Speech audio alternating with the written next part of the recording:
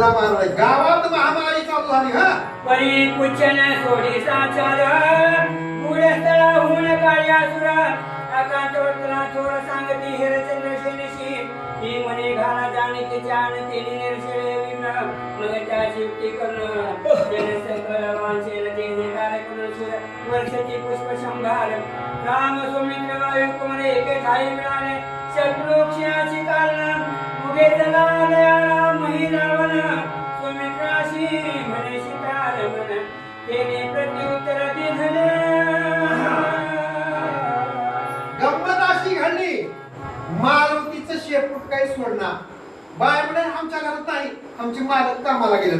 कामाला आणि मध्ये हाय त्याला वडून आणलं बाबा बाहेर. ही कोण आहे बघ.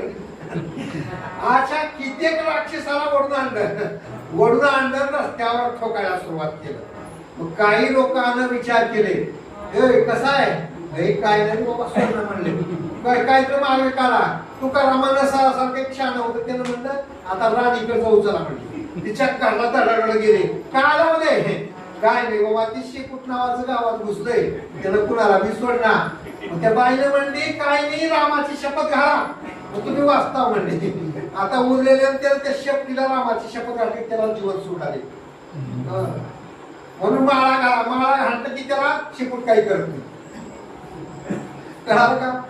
राम म्हटलं रामाची शपथ घातली की शेपूट मारण्यात आले. जिकडे महिरावणांचा काटा निघाला. राम लक्ष्मण भेटले. मारुती भेटला. पुढे काय झालं. लक्ष्मणाला राम काय म्हणतात म्हणे